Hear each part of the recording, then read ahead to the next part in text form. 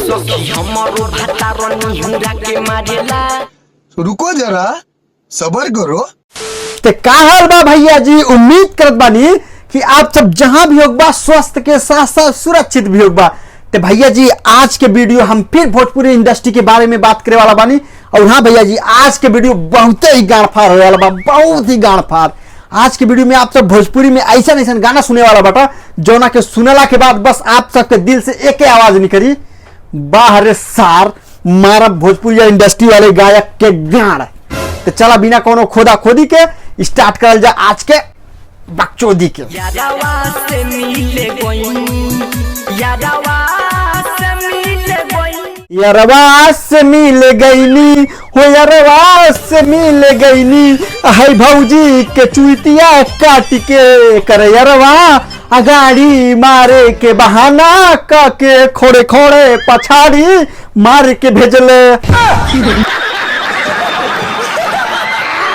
डर लागे बड़ी सखी रे मालो भीतर चू गइल बा। बड़ी डर लगे रे सखी माल अंदर गिर गई बा। तो हे भौजी हम ये दुनिया के हम ये दुनिया के सज्जन कोष्टक में बेशरम नागरिक। तो भौजी हम तोहरा के यह बतावल चाहता नहीं कि ये तोहार बहन तो भौजी पेलवाला से पहले ना डिसाइड कर ले रहलू माल अंदर गिरवावे के बा कि माल बहरा। एकरी बहनी के बुरी चोद हम बतावल चाहता नहीं।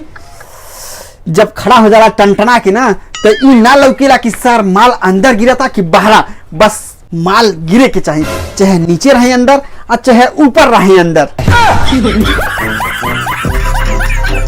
जो बना के धइले ऐसे कि दूनु झु गइल बा। छू देहला जो बना के तब से हई दूने लटक गइल बा। हे भौजी जब हई हम 5 और हई 3 8 में पढ़त रहनी ना तबे हम देखले रहनी कि तोहार जोबना दूनो एकरी बहिन चो तो लटक गइल। अब तो फिलहाल क्रीम उरीम लगा के टाइट कर ले बाटू, लेकिन का चाहता रे भौजी एकरी बहिन चो तो लटक जा खरमजा पे रगड़ा चले का। मरले बा ओइसन माजा रह गइनी हम चिल्ला के। मरले बा ऐसा न माजा कि हम चिड़ैये को रोह गईली। तो हे भौजी तू चिड़ैये बस के ना कहियो एकरी बहन चो तो भर मुहे माटी ले लेबू। हम तोहरा के एक ही बतिया करी बहन चो जब से हम चैनल स्टार्ट कर बानी तबे से समझाओ तारी तोहरा के ना समझ में आवत। ला हम तोहरा के एक और लास्ट बार समझा देत बानी, एकरी बाद तोहरा ऊपर तू माटी लेबू कि चिलेबू। हे भौजी तोहरा के हम समझावतानी रोजे रोजे एक ही बतिया। हे भौजी हम तोहरा के समझावतानी रोजे रोजे एक ही बतिया।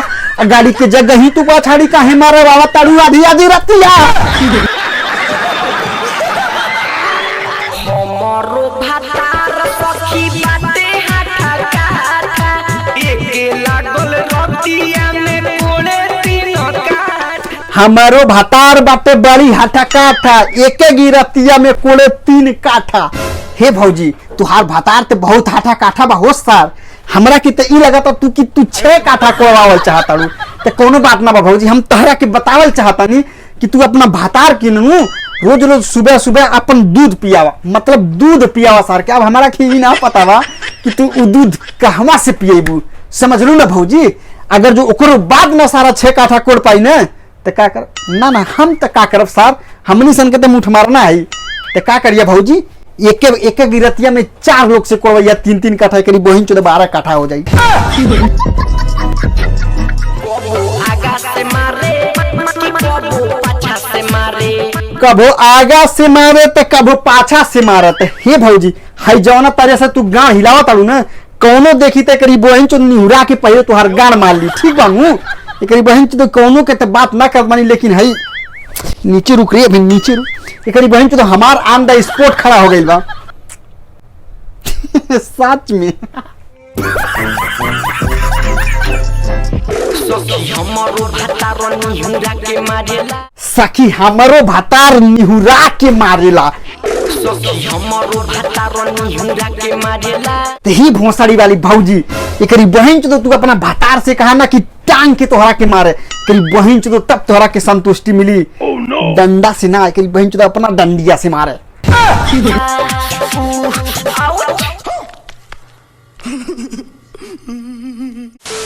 तो भैया जी आज के बकचोदी हम यही खत्म करत बानी। और हाँ भैया जी, वीडियो बनैला के मेन मकसद आप सबके एंटरटेनमेंट करावल लाला, और एंटरटेनमेंट करैला के साथ हाई भोजपुरिया में जौन अश्लीलता गाना कुल गावत आनी, असली हरकत करत आनी ना, उन्हीं सन के रिलाई कैल रहा। अगर जो आप सब भी चाहता कि हमारा के सपोर्ट करा, हम ऐसा कंटिन्यू इन्हीं सन के रिलाई करत रही ना, तो है जो अपना डंडिया से बा ना, डंडिया से मार के सब्सक्राइब बटनिया के करीब बहन चो के उजर कर दा। अब हमारा के ना पता बा कि तू कौना डंडी से मरबा। ठीक बा ना भैया जी, फिर मिले हम आप सबसे काल एक और इंटरेस्टिंग वीडियो में। तब तक के लिए लव यू मेरी जान लोग, बाय।